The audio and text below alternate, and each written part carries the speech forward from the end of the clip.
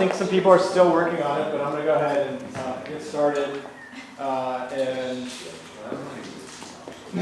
what I want to do is start to bring all of it together tonight in a really simple way.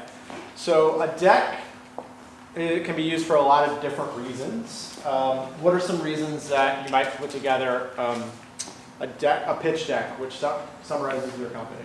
To show potential business partners, Correct. investors. Correct. What else? I think just to gain more clarity for yourself on like where you're at with your concept and clarity. Absolutely. So you could like, and maybe having versions of that you would like continue to refine and see as. But I know for myself, like I'm not very good at like reflecting on like, oh my gosh, look at all I've accomplished in the last whatever time frame. So to have like an iteration and then like a future iteration and like even just a comparison point, that would be really good for me. Because I'd be like, oh cool, like look at how much this has evolved. I am actually doing something. Yep. That's perfect. What else? To keep your company's like brand and philosophy in check like with anybody else that wants to do business with you, so you're constantly giving out the same information and being seen the same way. Brand, I don't know what that word is, I don't want to use.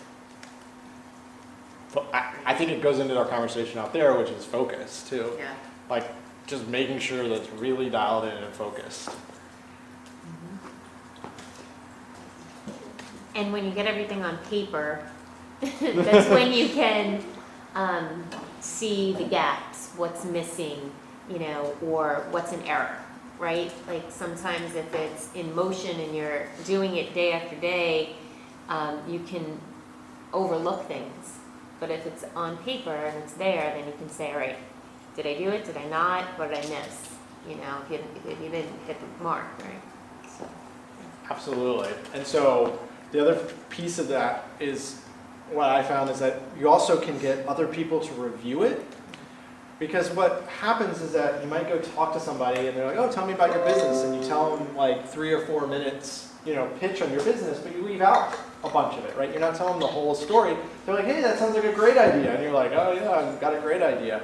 But it doesn't give someone an ability to like see the gaps or like ask the questions. And so putting it all down also, we'll be able to send it to somebody, hey, can you give me a feedback on my business plan? Because this is essentially a shortened business plan, which is probably enough for the stage of where we're at and the fact that most of you aren't raising any capital. You need more of a document for yourself and partners and things like that at this stage. So any questions on what a deck is or why you would want to create one? All the benefits of it? We all bought in to doing it? All right. So I'm going to go through them real quick and then I'm going to come back. So I just want to go through the slide titles real quick. Introduction slide, pretty obvious. Current problem, which is something we worked on in our second night together. We talked about problems and we talked about solution, which is essentially your product.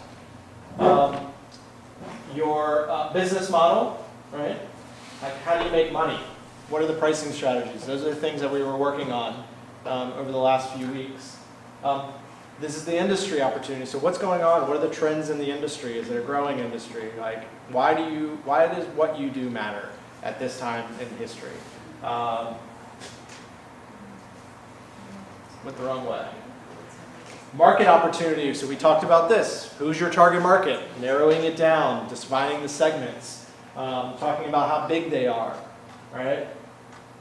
The competition. Who are you competing against, and how do you fit relative to them, right? Lay out the market and say, well, there's 8 people that offer the similar service or solves the similar problem to me, but this group of solutions do it this way, and this group does it this way, and I do it this way. So this is what makes me unique, which is important. How are you going to go to market, right? And this is where like I think people get stuck in this grand vision, right? Like go to market simply, go to market small. I would say most of you, if you can ever do it, go with like 1 product or service. Like even if you think you need 10, like if there's any way to do it with 1, start with 1. It's just so much easier and simpler. Your mistakes you're gonna make mistakes whether you have 1 or 10. Making mistakes with 1 versus 10 are a lot cheaper and quicker. And so, who's your team? We talked about team, right? We spent a whole night talking about who's your so business advisors, who your service providers, who are the people around you that are going to support you. Profit and loss. So this is what we also worked on. And then a summary. What's the strengths of the company and the key takeaways. We've covered all of these things so far, right? So when you say 3 takeaways from where you see like opportunities in the market, like what is the pitch? Like if you had to break like 3 key things, each business is gonna be a little bit different, but it's like, I'm just gonna make this up on the spot for the Startup Garage consulting company. It's like, man, there are a lot of entrepreneurship is really growing, and there's a lot of new people really wanting to become entrepreneurs right now, right? It's a hot thing. It's a trend in the market. And their big problem for a number of them is that they just lack the education and experience to harness that motivation and passion. And my solution is consulting and or like this. And so it's different for every business. Like, what are the 3 key takeaways? But like, if you had 30 seconds to pitch to someone, it got them excited. So. How frequently do you think people should do this for companies? Well, so I think that we're going to do it once right now, right? But it's an evolution. Like, I would use this as a document to check in. Like, am I still on the right path? Is all this working? Do I need to change up my market? And if I change up my market, does that change my competitors? Does it change my pricing strategy, my business model? And so I would say that there's no one answer of how often. I think it changes at different stages. You're probably doing it a lot more often earlier on, and hopefully you get it, and then the time in which you need to check in grows a little bit over time.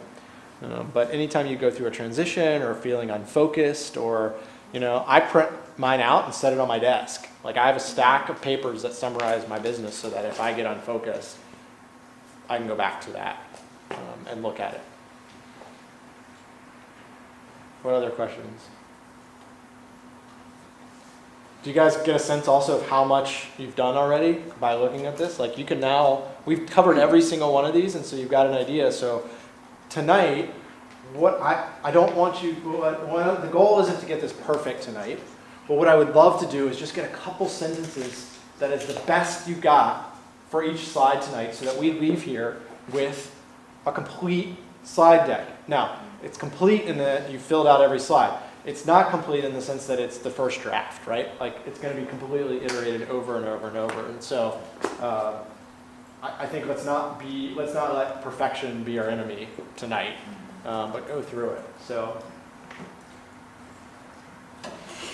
Just breathing deeply over here, nothing. trying to take my hiccups again.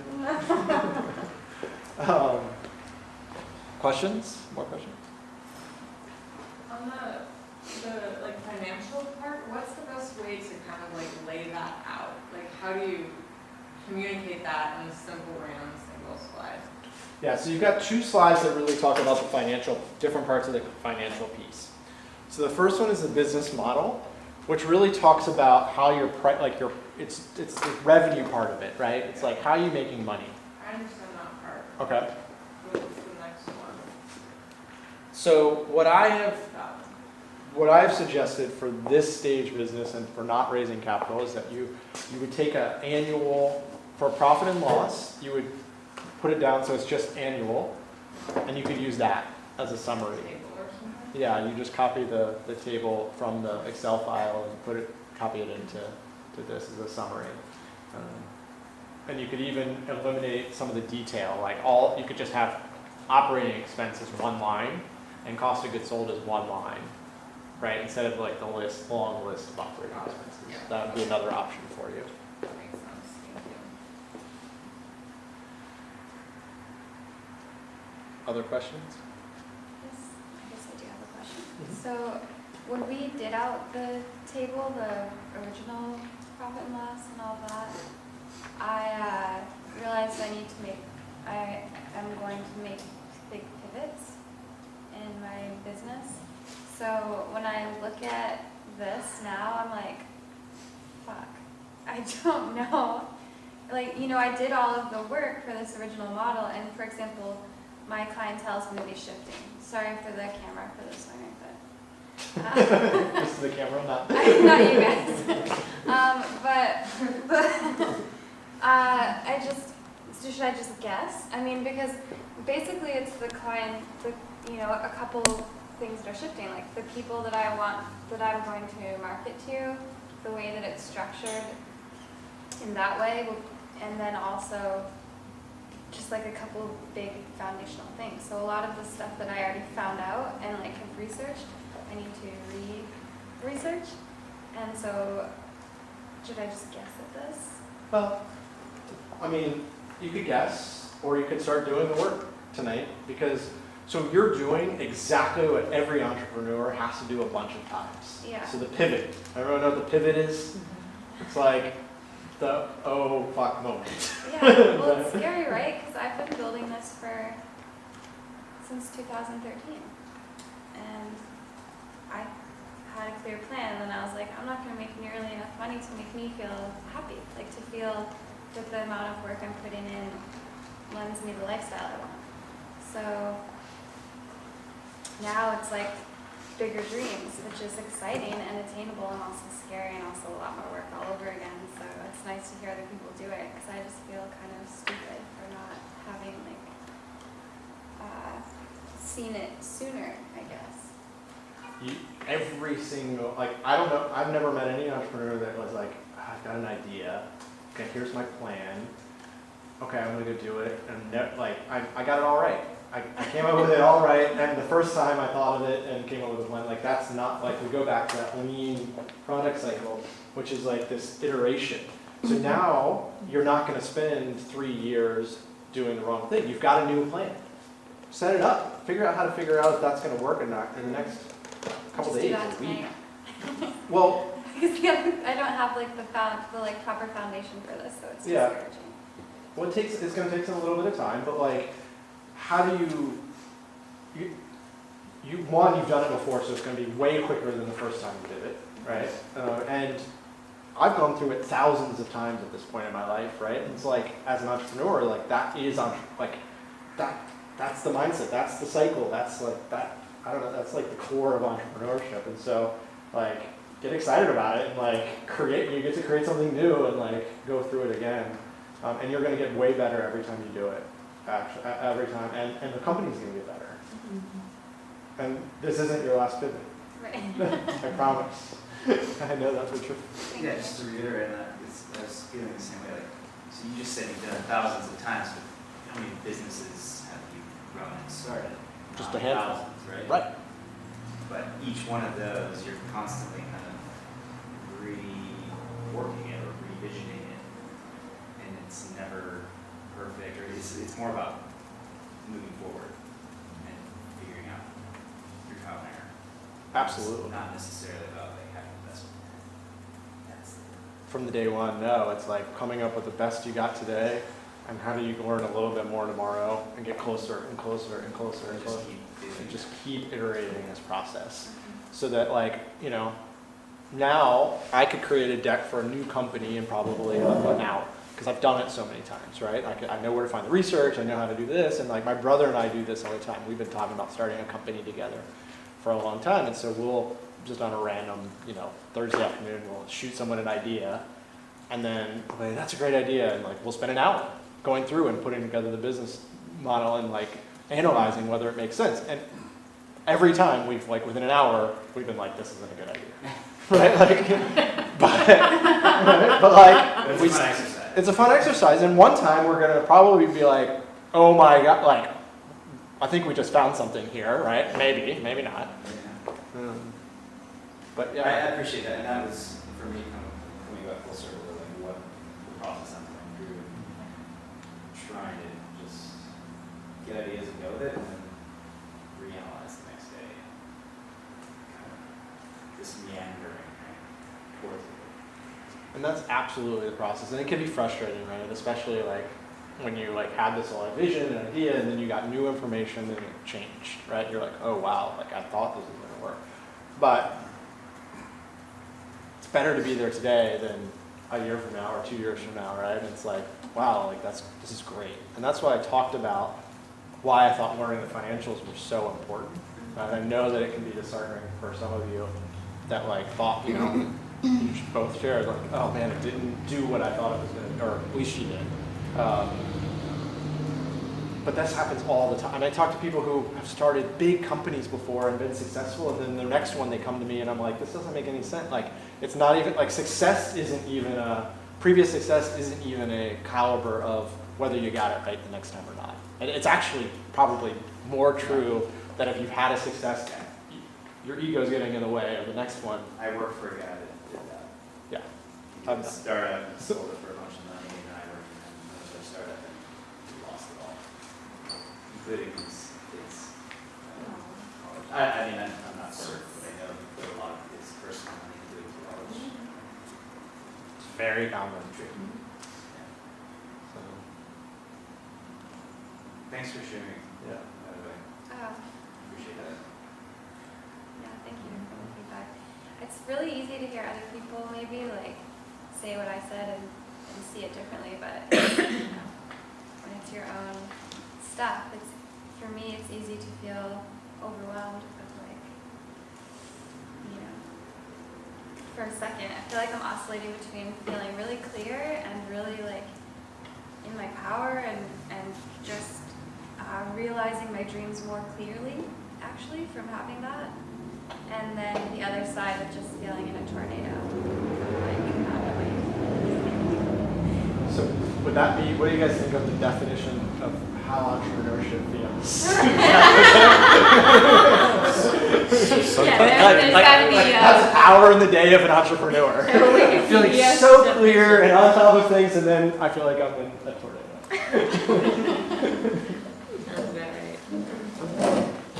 And there's a little bit of a grieving process too that goes on in the transition of it, right? Because you recognize like, oh, okay, wow, all right, I need to pivot, but you know, you're still letting go of what you had a vision for. So you got to, give yourself a little bit of time to grieve. But the cool thing is, you can now build something new as you're grieving, and when you get to like the point where you get a little more clarity around a new model, then you'll see like, oh, okay, this is going to feed me even better.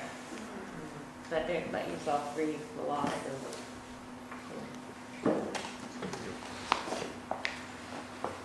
Sure.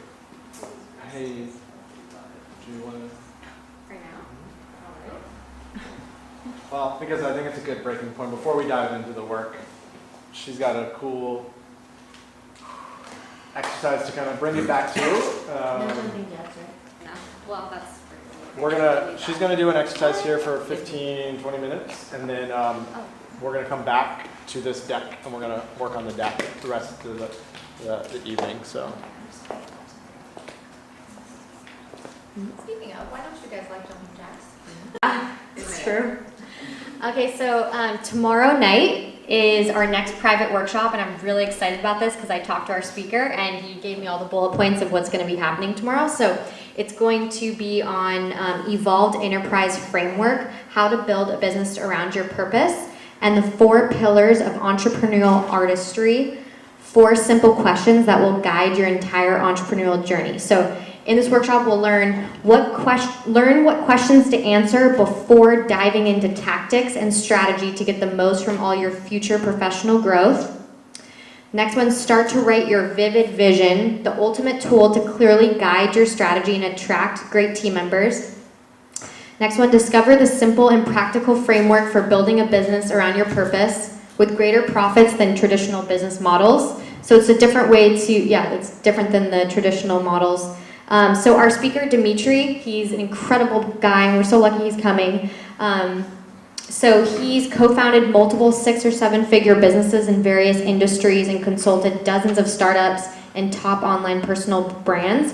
And his experience ranges from team building, hiring, culture, technology, internet marketing, organizational behavior, leadership, and more.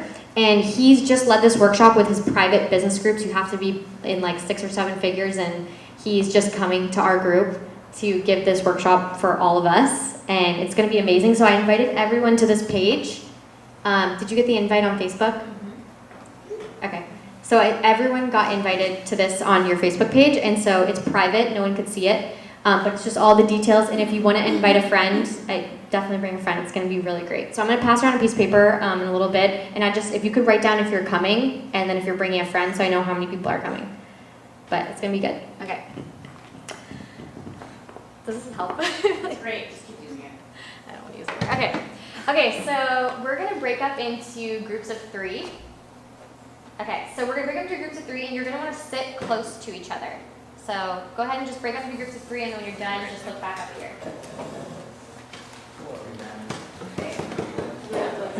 Come here, Jenny. You have to read that for it to sound good, but.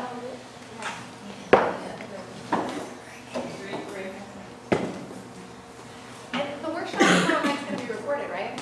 Yeah. Okay. Okay, so 3, so there's 4th person. Okay, so whichever group, okay. So we're gonna do a mastermind right now. And so if one person, you have a 4th person right here. So if one of you in the group are not super compelled to share, then just pick, because we're gonna only have time for 3 people. So you can still participate, but whoever doesn't wanna share. Okay, so this mastermind is all about supporting each other with finding connections to people in your industry, potentially competitors, sponsorships, partners, a variety, anyone that you think would be really important for this person to connect with that you know of, or you know personally, you can actually introduce them, or you just heard of them and you have an idea for them. So this is just really powerful because in the beginning stages, it's just so powerful to have that when you're starting to connect with people, different ideas and opportunities show up for your business. Okay, so it's going to be completely on this topic. So each person, 3 people, is going to get 5 minutes total. So 1 minute or less to just share what your business is. And then we're going to want everyone have a timer. One person have an iPhone for the group. Okay. Yeah, so each person 5 minutes. So 1 minute is sharing what your business is. And then 4 minutes, the group is just going to give mastermind on any connections or people that you think they would be good to connect with, potential partners, sponsors, whoever you can think of. It can be anything. Does that make sense? Okay. Okay, We're so not necessarily stating the challenge that we're having, we're just stating what our business is. yeah, so you're not sharing what you're not sharing a challenge right now with your business.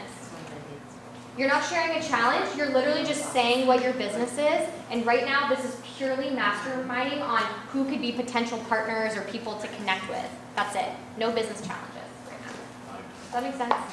No. Wait, hold on. 1 minute explaining the business, then 4 minutes getting. Yes. So 1 minute, explain your business, and time this so you make sure you get the full effect, because if you keep talking over the whole thing, you won't have enough for the actual feedback. So put on the clock 1 minute, share your business, try to get through that quickly in less than 1 minute if you can. And then 4 minutes, everyone's going to throw out a bunch of ideas of who to connect with or resources. Any other questions? Okay, go.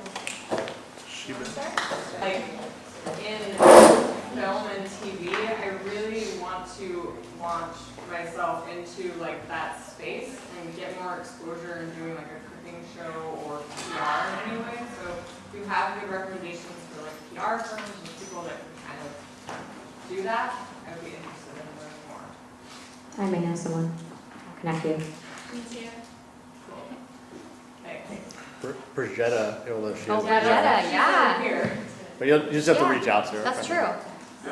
Yeah, she's all up in the TV and radio. Why did she just? She's cool. Yeah. Hopefully that's also. I thought she was our leader. Yeah. Yeah, we've done nothing so. Drop the ball on thanks to Brianna. That's why I kind of knew, and that was I was like, who else wants to do that? But she was really. She was super enthusiastic. After I knew she wasn't going to be here very often and stuff. Anyway. All right, so what we're going to do is I want you to find a partner and work together on these slide decks. We'll take a break here, not a break, but like we'll come back together in about a half hour and check in. and share, and then do another half-hour work session. So go ahead and start diving in. Get these two. I want you to work in partners because it'll be helpful for you to like just kind of throw ideas back and forth.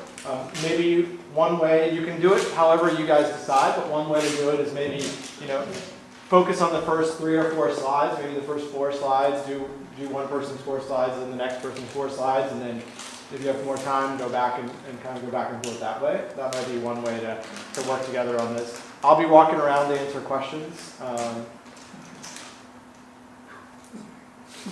I didn't even notice. Just go hard and fast, man. Yeah, you gotta like commit. It's like being in church and you gotta like do something, you just gotta like go for it. This is if you're gonna be attending tomorrow, put your name and how many friends you're gonna bring. All right, so let's dive in. Let me know if you have questions. We're gonna get a few people to share in about half an hour, the first few slides.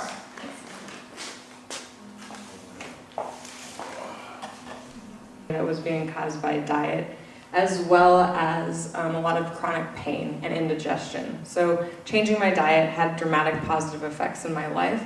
I was able to have a full recovery. I now wake up every day feeling energized, happy, alive, vibrant, which has really been the inspiration for the Vivacious brand and what I'm putting out into the world. And specific to that, I believe that indulgence is important. I believe that we as humans deserve to feel good and deserve to treat ourselves with love and joy. And so creating a line of desserts that I could eat, something that I felt really good eating, was really a powerful thing for me. And I'm excited to be able to share that experience with others as well who might be like me. And then the bigger picture piece too is that I believe that we all have the power every day in all of our eating decisions, at least 3 times a day, hopefully, to really drive change in the world so that, when we choose to eat specific foods that are well sourced, it creates an opportunity for connection with ourselves and the world around us. So Vivacious desserts are all consciously sourced. When people eat them, they not only feel good for themselves, but they're making a positive impact in the bigger world.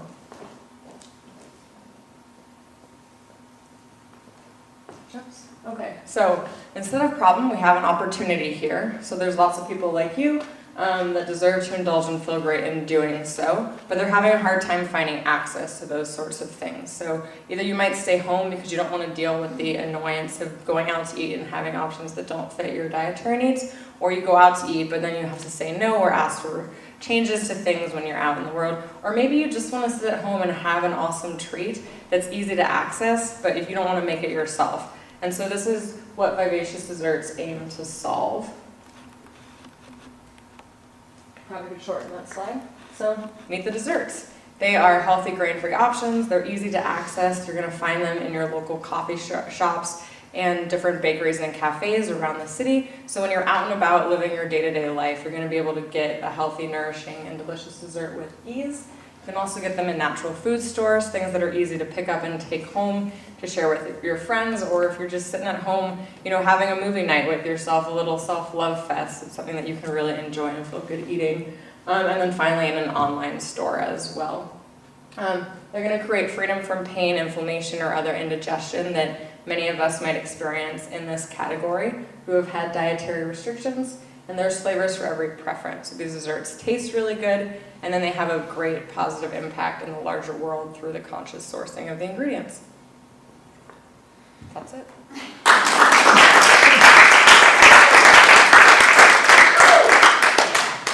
What do you guys think? Thoughts, questions? So well done. Just put that together? That's awesome. It's one of those things I feel like it's been in my head for like a really long time. It's It awesome. should. I really liked the part where you talked about agave, stevia, stuff like that, because I really don't like eating those things. So oftentimes going out, I feel extra picky about my desserts. So I usually just make my own. But I think that for a lot of people who are health minded, that's the thing that stuck out the most to me is say it's like Native Foods Cafe. I went in there after a hike and was like, oh no, and a lot of people would consider that good food, but when you're used to eating whole actual real foods from good source places, it's kind of it's like getting introduced to Trader Joe's and then like a few years later finding other places to eat and you're like, oh, that's like a good intro place, but like there's a lot of like not so good stuff. And Yeah, and even like, I mean, I think Cafe Gratitude is a place that I always think about. I'm like, oh, healthy options. And then when you actually read their ingredients, there's some weird stuff in their stuff, And which is a just- super bummer. And just so many ingredients too, Yeah. that it's kind of like, my stomach at least is like, what are you doing? Why are you putting so many things in? Totally. Like those complete cookies or whatever. It's I like, oh, these are healthy, and then you look at the back, it's like 240 milligrams of sodium, like 15 grams of cane sugar. You're like, like, that's not actually. good for your Not health. so much. So is it mostly maple sugar or maple syrup? Or? Yeah, so Vivacious desserts are sweetened with honey, local wild honey, maple syrup, or dates. I So would say natural that would fruit be a huge sugars. selling point to put on there. Okay. Because to me, if I saw them, I was like, they only use these sweeteners, like, hell yeah, this is a company that I'm like down with. Because Cool. it's the processed sugars that sneak in through other ways that always kind of. Totally. And yeah, so many of them coconut sugar. We were just at Extra West. It was like So bad. everything was coconut sugar. And I'm like, first of all, it's sourced It's like yeah, it's really bad for the environment. And second of all, it's still heavily refined. Mhm. You definitely, you know your product so well, and I love how you already are saying where we can find it. You know what I mean? It's not even there yet, and you know exactly where it's gonna be, you know exactly what you're doing with it. It's very evident that you're ready for this. Thank you. Do you use the names of your desserts or pictures? Yes. Well, the one that you were seeing on the slide is my rock carrot cake with cashew cream cheese frosting. I think some of you got to taste that. I think it needs a more like snappy name, like conscious carrot cake or something like that. Luscious lemon bars, but they'll all be very like juicy, delicious, vivacious names. I would love to see that, pictures and the names on the slide. I think Okay. really like. Cool. I know that like the few times that you've had the recipe on Facebook, I'm when I'm with other people, and like, I'll just read it out to you, and I read it to like the people that are around, like, that sounds so good, and everybody's like totally interested, even if they aren't healthy eaters, you know? That's cool. So Thanks. the ingredients speak to, how delicious they are, and, you know, I don't know if you want to include, you know, example of that, but, the other thing I think of is, like, I love tiramisu. It's not even American, it's like one of my favorite desserts. But when I can find a good, you know, good source, like, you know, Yeah. not with the processed lady fingers, and it actually tastes like tiramisu, especially like if I get a good raw one. Like I remember in Manhattan, there was a place it was amazing. It tasted like real tiramisu, but so if people have something to relate it to, like rich chocolate, is it cake? Is it a lava cake? Is Yeah, it, you know, okay. like something to kind of relate it to? Totally. You just gave me a good challenge too. Making a A healthy tiramisu. Thank So you. thanks for that. Cool, I'll be your. Cool, you're getting my tester. I like it. Yeah. Yeah. Who wants to be testers? All right, we're good. That's actually been on my to-do list, is to host with this group, my recipe focus group. So stay tuned Yeah. and give me things that you want to see. Yummy. All right, well, Thank thank you so you. much for sharing. Let's take 15 more minutes, Call keep it working on it, Cretaceous and then we'll carrot come cake. together What is it? the last 5 minutes Cake. and do announcements. Picture of the T-Rex holding. That's really cute. Maybe like in a graphic, yeah. That's not yeah. Animal, like, with the backstory, pterodactyl. Pterodactyl trees. Yeah, totally. That's really good. You're not having a teacher. Cat. Sorry, I'm The naked that ever.